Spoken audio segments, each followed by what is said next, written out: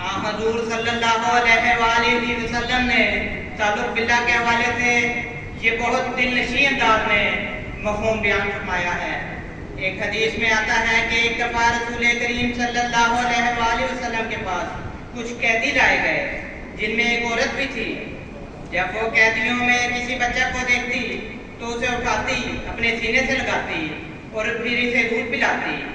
دوسری روایتوں میں آتا ہے کہ وہ اسی طرح کرتی رہی یہاں تک کہ اس کا اپنا بچہ مل گیا۔ وہ اسے گود میں لے کر اطمینان کے ساتھ بیٹھ گئی۔ رسول کریم صلی اللہ علیہ وآلہ وسلم نے اس عورت کو دیکھا اور پھر صحابہ سے فرمایا کہ اللہ تعالیٰ سے تعلق قائم کرنا بہت بڑا عمل ہے، تمہارا کیا خیال ہے؟ اگر کوئی شخص اس سے کہے کہ اپنے بچہ کو آگ میں پھینک دو تو کیا یہ آگ میں پھینک دے گی؟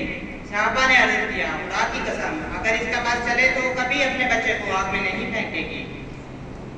رسول کریم صلی اللہ علیہ وآلہ وسلم نے فرمایا، جو اس عورت کی محبت کا نظارہ دیکھا ہے اللہ تعالیٰ اس سے بھی زیادہ اپنے بندوں سے محبت کرتا ہے۔ ماں سے تو 10 آدمی مل کر اس کا بچہ چھین سکتے ہیں، مگر وہ کون ماں کا بچہ ہے جو خدا کی گود سے کسی کو چھین سکے؟ اس لیے خدا کی محبت زیادہ شاندار، زیادہ پائیدار اور زیادہ اثر رکھنے والی ہے۔ حضرت مسیح موعود علیہ السلام کے ماننے والے آپ کے دینی بھائی ہیں، لہٰذا ان کے لیے ایک دینی اخوت کی ضرورت ہے۔ یہی وجہ ہے کہ صحابہ کا تعلق خدا تعالیٰ کے ساتھ ایک کامل تھا جو اٹوٹ تھا۔ حضرت مسیح موعود علیہ السلام فرماتے ہیں، جب تک انسان خدا تعالیٰ سے اپنا معاملہ صاف نہ رکھے اور ان پر 2 حق کی پوری تکمیل نہ کرے بات نہیں بنتی۔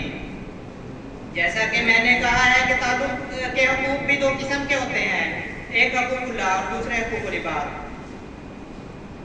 حضرت مسیح موعود علیہ السلام فرماتے ہیں، مجھ سے خدا تعالیٰ باتیں کرتا ہے اور مجھ سے ہی نہیں، جو شخص میری اتباع کرے گا اور میرے نقش قدم پر چلے گا اور میری تعلیم کو مانے گا اور میری ہدایت کو قبول کرے گا، خدا تعالیٰ اس سے بھی باتیں کرے گا۔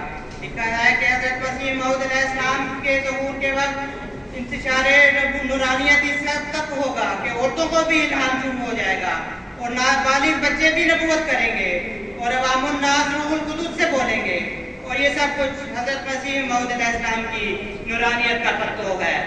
آخر پر اللہ تعالیٰ سے دعا ہے کہ ہم سب اپنا تعلق رب العالمین، رب الکائنات سے جوڑنے والے ہوں۔